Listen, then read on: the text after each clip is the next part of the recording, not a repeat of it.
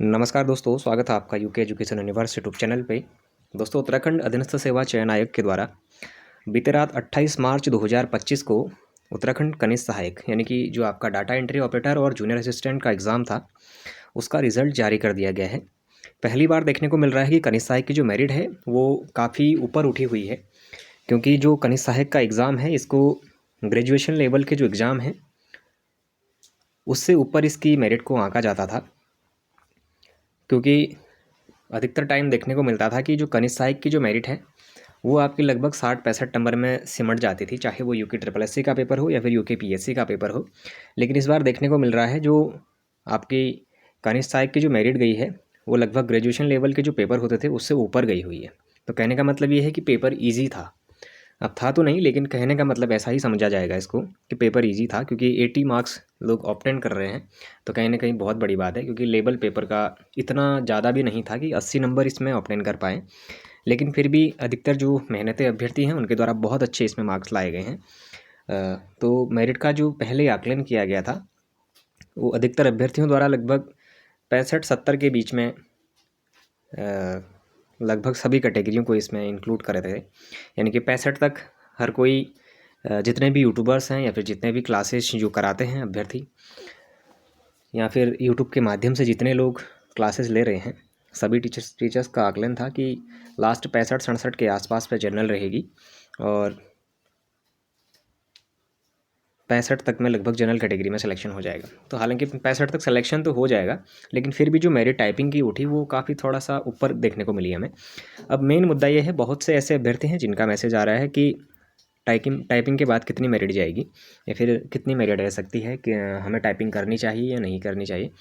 तो उन अभ्यर्थियों के लिए वीडियो में लेके आ रहा हूँ कि टोटल कैंडिडेट कितने हैं और किस कैटेगरी में कितने हैं, महिला वर्ग में कितने हैं, पुरुष वर्ग में कितने हैं, और राज्य आंदोलनकारी, स्पोर्ट्स कोटा, और बात करेंगे जो ऑर्फन वाले हमारे अभ्यर्थी हैं उन सभी के बारे में। तो कहाँ तक अभ्यर्थी सेफ रहेगा, उन सभी चीज़ों का आकलन करेंगे एक मेरिट के अनुसार, और कितने पोस्ट किस कैटेगरी में कितने गर्ल्स कितने बॉयज़ के हैं, वो सभी चीज़ों को लेके मैं आ रहा हूँ। तो आप लोग वीडियो के साथ बने रहिएगा, अपने कट ऑफ के साथ देखिएगा कि आपका जो रैंक है वो क्या पड़ेगा या नहीं पड़ेगा, आपको टाइपिंग करनी चाहिए या नहीं करनी चाहिए। हालांकि टाइपिंग तो सभी को करनी है, मैं आपको डिमोटिवेट नहीं करूँगा। ज़रूरी नहीं है कि प्रत्येक अभ्यर्थी वहाँ पर टाइपिंग निकाल दे, टाइपिंग सभी को देना है। लेकिन मैं आपको आपका सेफ स्कोर आज बताऊँगा कि कितने तक अभ्यर्थी वाले जो हैं वो सेफ जोन में रहेंगे। तो सबसे पहले अगर बात करेंगे तो दोस्तों, हमारा राहुल जोशी, दिलीप जोशी हमारे टॉपर हैं यूके ट्रिपल एससी एग्ज़ाम के।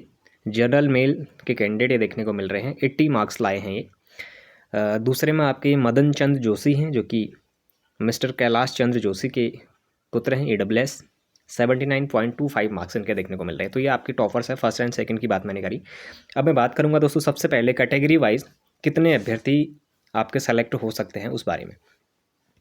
दोस्तों, जनरल कैटेगरी में अगर टोटल पोस्ट की अगर मैं बात करूं तो 383 पोस्ट, सबसे पहले तो ध्यान रखिएगा 383 पोस्ट जनरल मेल की होंगी जो अभी तक देखने को मिली थी।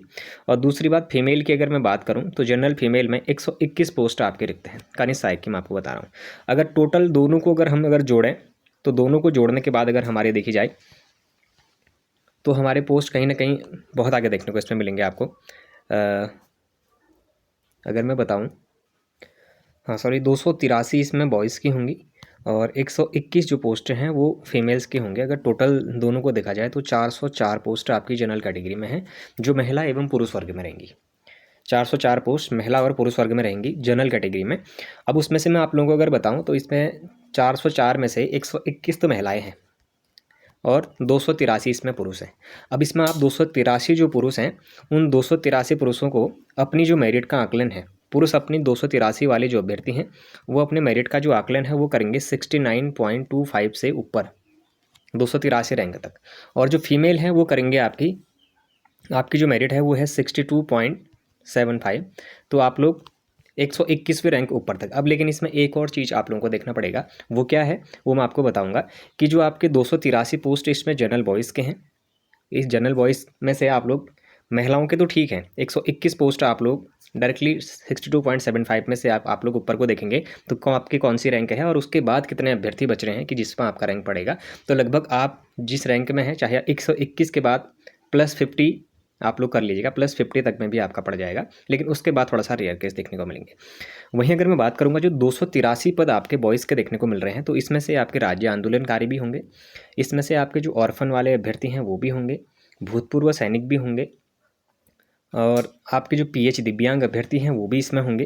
तो कुल मिला के इसमें अगर पुरुष अभ्यर्थी अपनी उन सीटों को भी कम करेंगे तो ये थोड़ा सा और नीचे आएगा। 283 से आप लोगों की संख्या है जो थोड़ा और नीचे आएगी। तो 69 टू फाइंड से कितने अभ्यर्थी उसमें बचते हैं, आप लोग उस तरीके से उसका आकलन करके अपनी मेरिट को बिठाएंगे। तो कहीं ना कहीं अगर देखा जाए तो मेरिट 65 लास्ट देखने को मिलेगी जनरल कैटेगरी में बॉयज़ के लिए। और महिलाओं की अगर बात करी जाए तो 121 पद अगर देखने को मिल रहे हैं, तो फाइनल की अगर बात करें तो 58-59 के आसपास ये भी देखने को मिलेगी। अब मैं बात करूंगा EWS कैटेगरी की। EWS में दोस्तों आपके अगर देखा जाए तो हमारे टोटल जो अभ्यर्थी हैं वो 88 है, गर्ल्स बॉयज़ दोनों की बात मैं करूंगा। अब इसमें जो मेल कैंडिडेट हैं हमारे वो हमारे 68 देखने को मिल रहे हैं, और जो गर्ल्स हैं हमारी वो आपकी 20 देखने को मिल रही है। अब गर्ल्स की जो मेरिट गई है इसमें वो आपकी 64.25 अभी रही हुई है, अभी की जो टाइपिंग के लिए है। और बॉयज़ की जो मेरिट है वो आपकी कितने हैं, 66.6625, ये आपकी मेरिट रहने वाली है।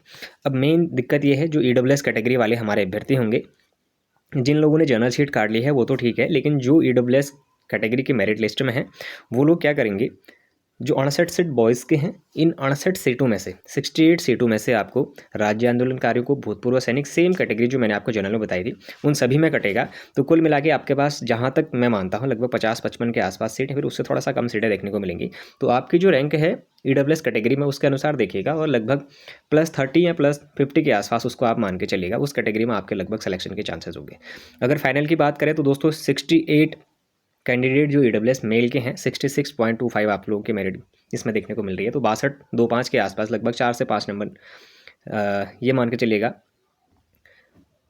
कि अगर 66 अगर आपके अगर ये जो कट ऑफ है ये सबसे लोएस्ट कट ऑफ है, मैं आपको ये बता रहा हूँ 66.25, तो ये आप लोग मान के चलिएगा लगभग 70 के आसपास में, 70 के आसपास में आप लोग यहाँ पर सिलेक्शन लेंगे।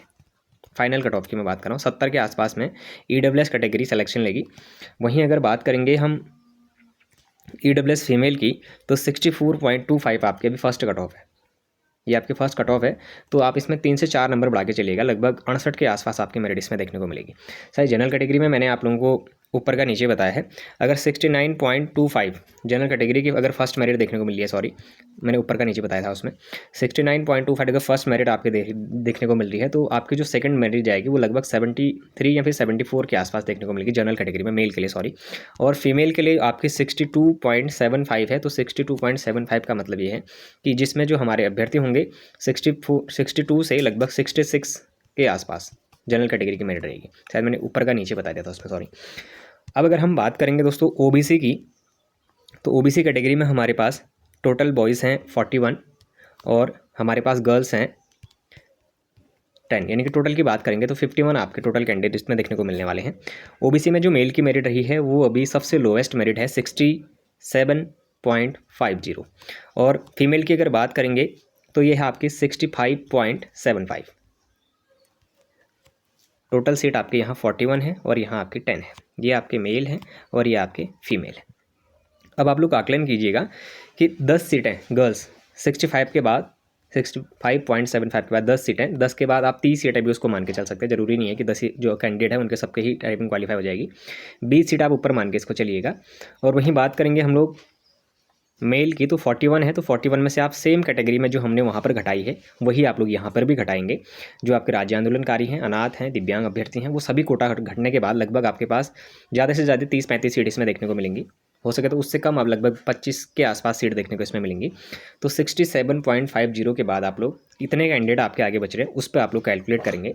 तो अगर देखा जाए तो 67.50 की अगर हम बात करें तो इसकी जो हाइस्ट कट ऑफ है, हाइस्ट कट ऑफ जो रही होगी आपकी किस में, OBC कैटेगरी में।